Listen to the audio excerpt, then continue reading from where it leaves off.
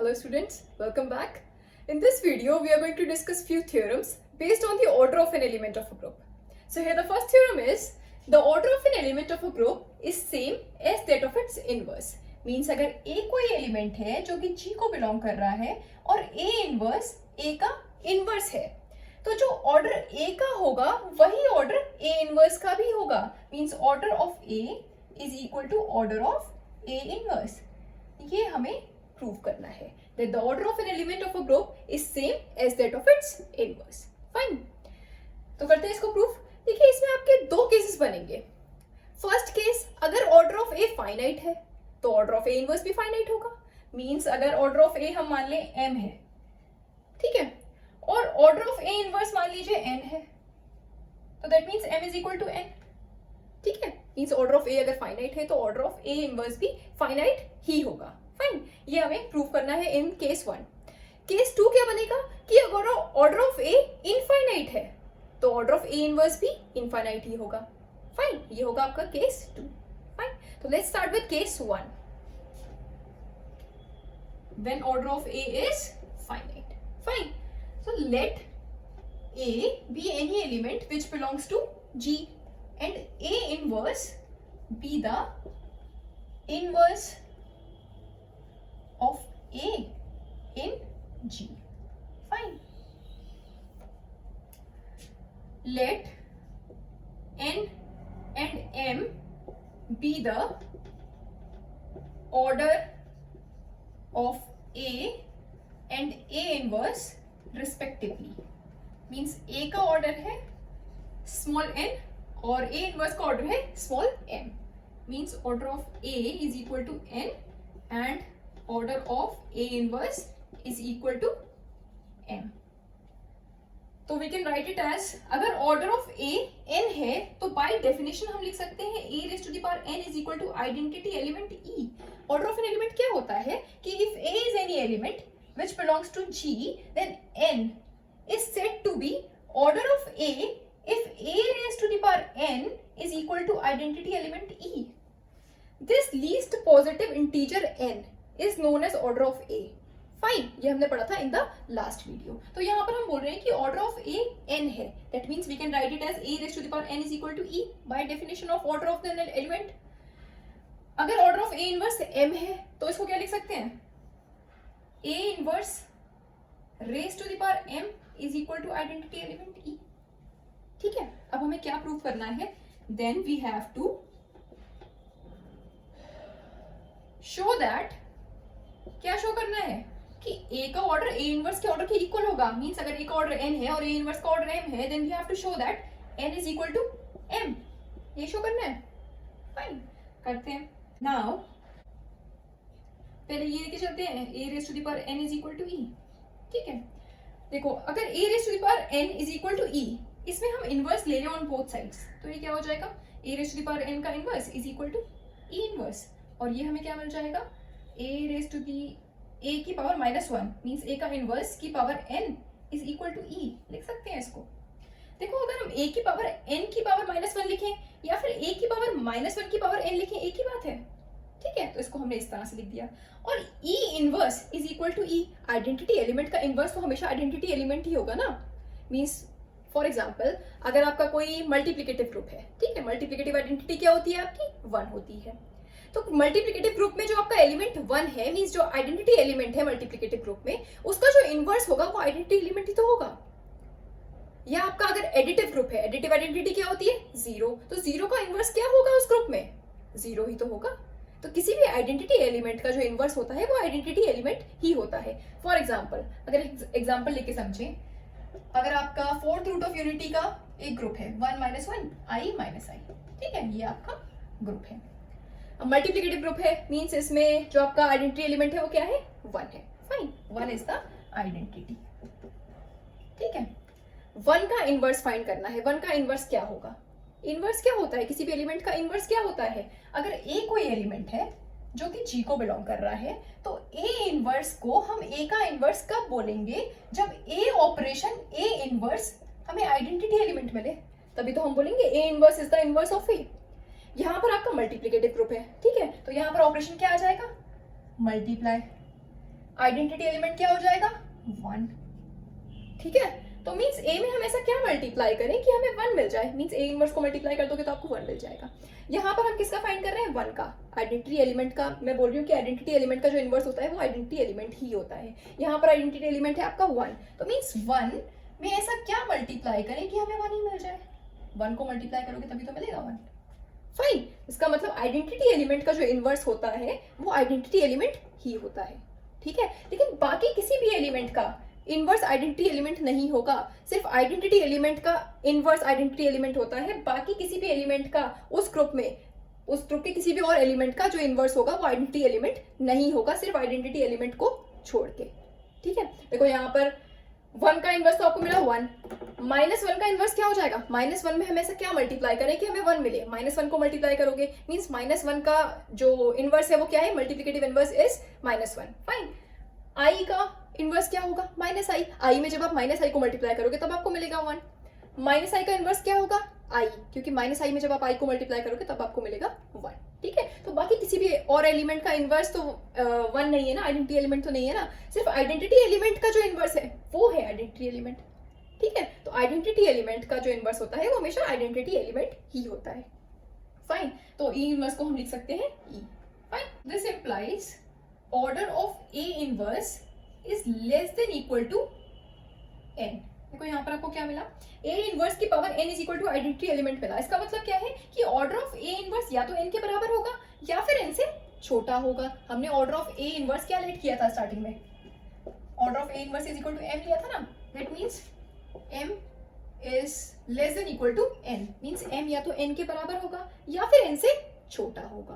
देखो हमने यहाँ पर a इनवर्स का ऑर्डर लेट किया था m, ठीक। अगर m n से बड़ा हो जाएगा तब तो m a इनवर्स का ऑर्डर रहा ही नहीं ना, क्योंकि ऑर्डर क्या होता है, अगर हम बोल रहे हैं कि a की power n is equal to e means n a का ऑर्डर है। n क्या होता है, लीस्ट पॉजिटिव इंटीजर। अगर m n से बड़ा है तब तो n ही ऑर्डर होगा ना, m तो ऑर्डर हो ही नहीं सकता, फाइन। इसका मतलब यहाँ पर हमने जो दिखाया है a इनवर्स की power n is equal to e, इसका मतलब क्या है, या तो m n से छोटा होगा क्योंकि हमने लेट किया है कि a इनवर्स का ऑर्डर m है, तो या तो m n से छोटा होगा या फिर n के बराबर होगा, फाइन। क्योंकि इससे बड़ा हो गया तो m ऑर्डर रहेगा ही नहीं, तब तो n ही ऑर्डर हो जाएगा, क्योंकि ऑर्डर क्या होता है, least positive integer such that a raise to the power n is equal to e, fine. तो order of a inverse is less than equal to n, means m is less than equal to n means m n से या तो छोटा होगा या फिर n के बराबर होगा, fine. Let it be first. Again हमने a इनवर्स का ऑर्डर क्या लिया है m, so we can write it as a inverse की power m is equal to identity element e, ठीक है। अब ये कंडीशन लेके चल रहे हैं। अब देखो इसको हम लिख सकते हैं a की पावर m का inverse is equal to identity element, लिख सकते हैं। अगर हम ये लिखें a की पावर -1 की पावर m या फिर ये लिखें a की पावर m की पावर -1, एक ही बात है, ठीक है। तो इसको हम लिख सकते हैं a की पावर m की पावर -1, ठीक है, इक्वल टू e। और ये हमें मिल जाएगा a raise to the power m is equal to e। कैसे, देखो इसको हम दो तरह से दिखा सकते हैं। ये आपकी कंडीशन है a की पावर m की power -1 is equal to e, ये है, ठीक है। अगर हम इसमें दोनों साइड इनवर्स ले लें तो ये क्या हो जाएगा, a की पावर m का इनवर्स का whole inverse is equal to e inverse, fine. a की पावर m का इनवर्स क्या होगा, a की पावर m तो होगा। एक थ्योरम हमने प्रूव करी थी कि अगर a कोई एलिमेंट है जो कि g को बिलोंग कर रहा है और a इनवर्स a का इनवर्स है, ठीक है, तो जो a इनवर्स का इनवर्स होगा this is equal to a। ये हम प्रूव कर चुके हैं कि if a is any element of g and a inverse is the inverse of a then the inverse of a inverse is equal to a, fine. तो a की power m का inverse किसके equal होगा, a की power m के equal होगा, fine. और e का इनवर्स e ही होगा। अभी हमने दिखाया कि आइडेंटिटी एलिमेंट का जो इनवर्स होता है वो आइडेंटिटी एलिमेंट ही होता है। तो यहाँ से मिल गया आपको a raise to the power m is equal to e, ठीक है। एक तो आप इसको इस तरह से दिखा सकते हो। दूसरा ये देखो, ये है आपका a की पावर m का inverse is equal to e है ना, ये कंडीशन है आपकी, a की पावर m का inverse is equal to e।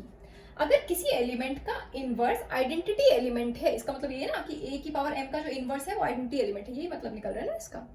तो अगर किसी एलिमेंट का इनवर्स आइडेंटिटी एलिमेंट है, इसका मतलब वो एलिमेंट अपने आप में आइडेंटिटी एलिमेंट होगा, अभी जो हमने एक मल्टीप्लिकेटिव ग्रुप लिया था फोर्थ रूट ऑफ यूनिटी का 1 - 1 i - i, ठीक है, जिसके एलिमेंट्स थे, तो उसमें हमने क्या दिखाया था कि सिर्फ आइडेंटिटी एलिमेंट का जो इन्वर्स होता है वो आइडेंटिटी एलिमेंट होता है, बाकी किसी भी एलिमेंट का जो इन्वर्स होगा वो आइडेंटिटी एलिमेंट नहीं होगा, ठीक है। यहाँ पर अगर हम बोल रहे हैं कि a की पावर m का इन्वर्स आइडेंटिटी एलिमेंट है, इसका मतलब क्या है कि a की पावर m अपने आप में आइडेंटिटी एलिमेंट होगा, फाइन। तो a की पावर m का inverse is equal to identity element, that means a की power m is equal to, ठीक है। तो चाहे आप ऐसे भी दिखा सकते हैं, चाहे ऐसे भी समझ सकते हैं, फाइन।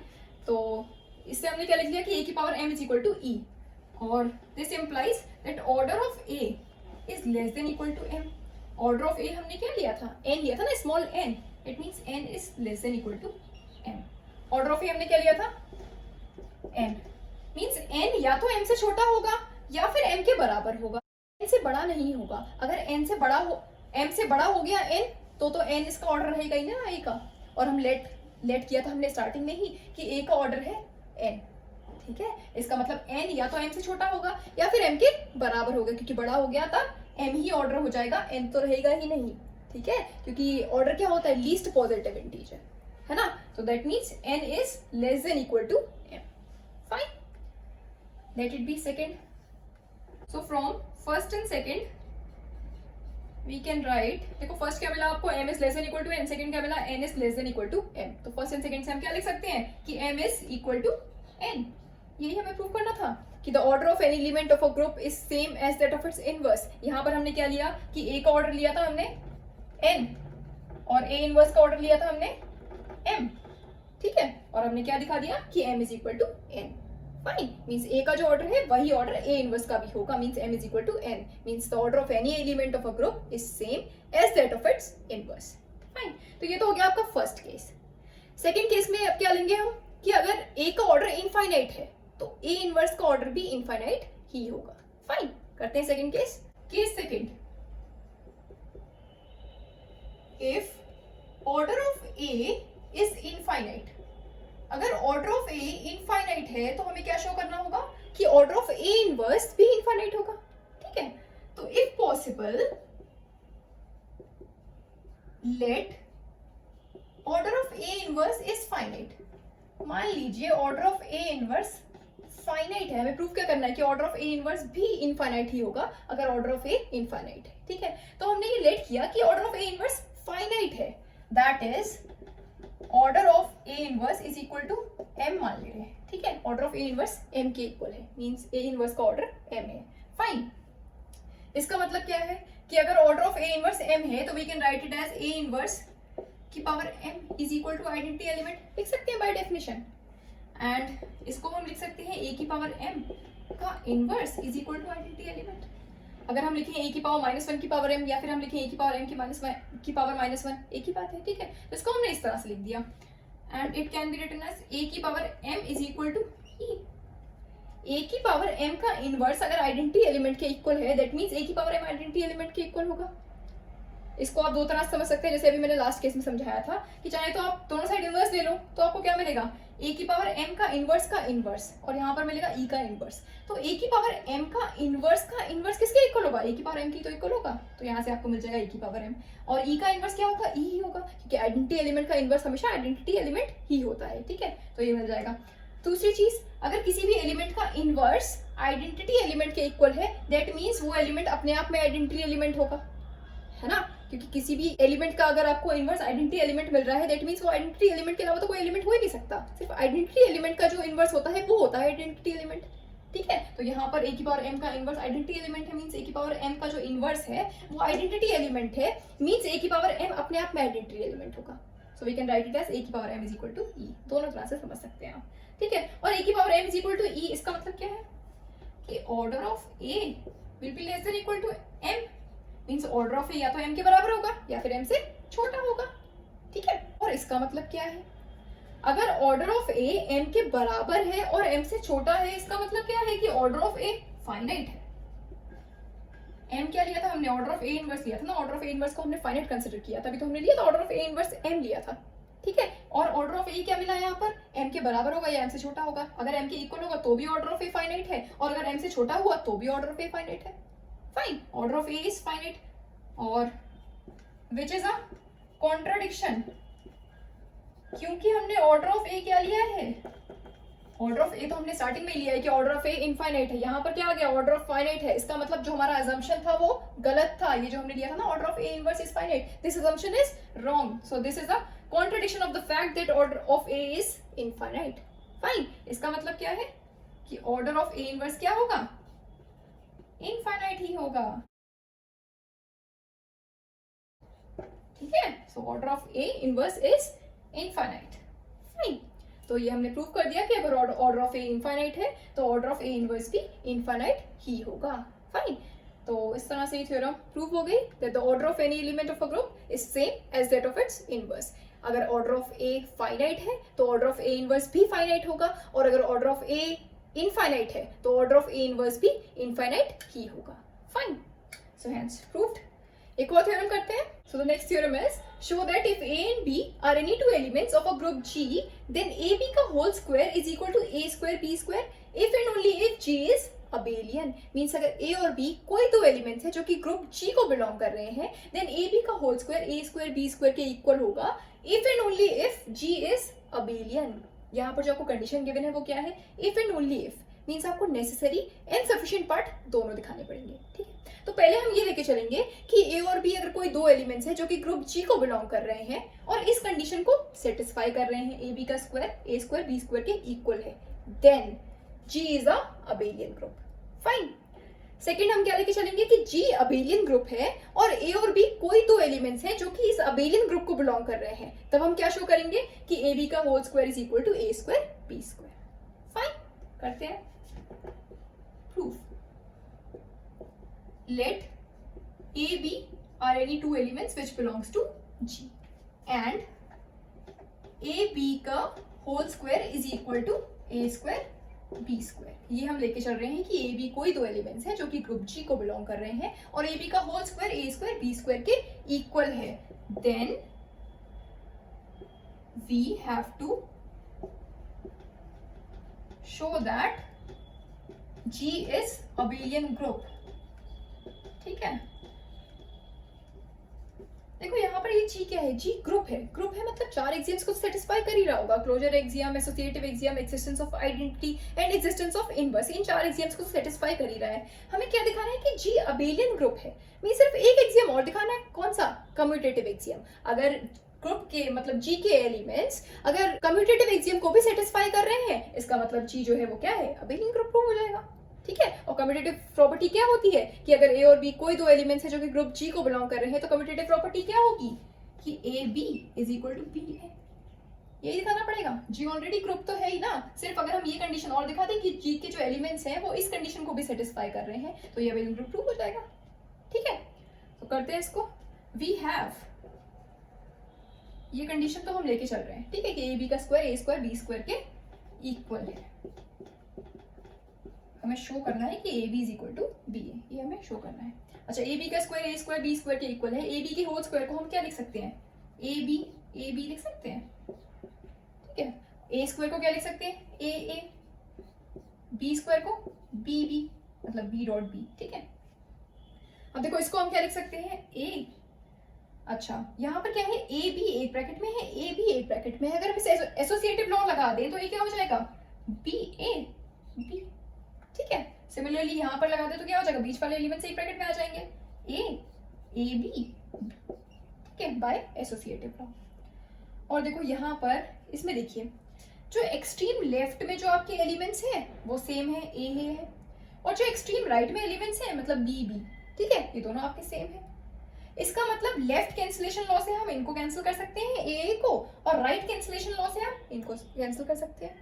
ठीक है, तो अगर हम लेफ्ट कैंसिलेशन लॉ लगाएं तो जो आपके लेफ्ट वाले एलिमेंट्स हैं, एक्सट्रीम लेफ्ट में जो एलिमेंट्स हैं वो सेम है, इसका मतलब ये कैंसिल हो जाएंगे, तो ये क्या मिलेगा आपको, B A B is equal to A B B by left cancellation law. Fine, अब क्या मिला, B A B is equal to A B B. अब देखो एक्सट्रीम राइट में जो एलिमेंट्स है वो सेम है, इसका मतलब हम इसमें राइट कैंसिलेशन लॉ लगा सकते हैं, तो ये क्या हो जाएगा, B A is equal to A B, क्योंकि ये राइट वाले एलिमेंट्स क्या हो जाएंगे, कैंसिल हो जाएंगे, तो बाय राइट कैंसिलेशन। ठीक है, ये दोनों एलिमेंट्स कैंसिल हो गए, बी बी, आपको क्या मिला, B A is equal to A B, यही प्रूव करना था कि A B is equal to B A, वो प्रूव हो गया कि B A is equal to A B, hence G is abelian, fine, hence G is abelian, क्योंकि G के एलिमेंट्स अब कम्यूटेटिव एक्सियम को भी सेटिस्फाई कर रहे हैं, क्या मिला, B A is equal to A B, hence G is a abelian group, fine. अब क्या करेंगे, conversely let G is abelian group, अब G को अबेलियन ग्रुप लेके चलेंगे, ठीक है, और क्या दिखा देंगे कि AB का whole square is equal to A square B square, ठीक है, G अबेलियन ग्रुप है, that is AB is equal to BA, ठीक, then we have to show that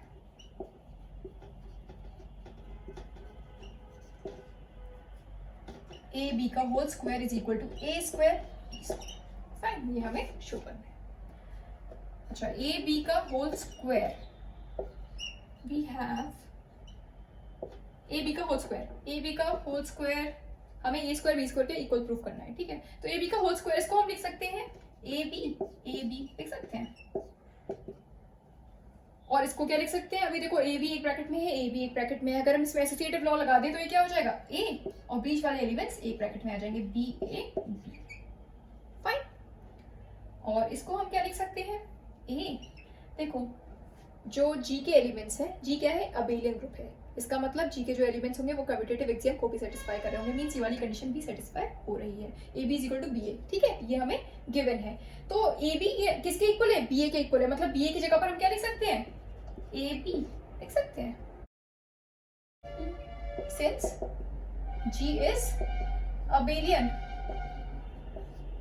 fine, और फिर से हम इसमें एसोसिएटिव लॉ लगा दें तो ये क्या हो जाएगा, ए बी बी, अभी क्या था, ए बी एक ब्रैकेट में है, हम इसमें फिर से एसोसिएटिव लॉ लगा दें तो ये क्या हो जाएगा, ए ब्रैकेट में आ जाएगा और बी बी अलग ब्रैकेट में आ जाएगा, तो ए बी बी, और ए को हम क्या लिख सकते हैं, ए स्क्वायर, और बी बी को बी स्क्वायर, ठीक है,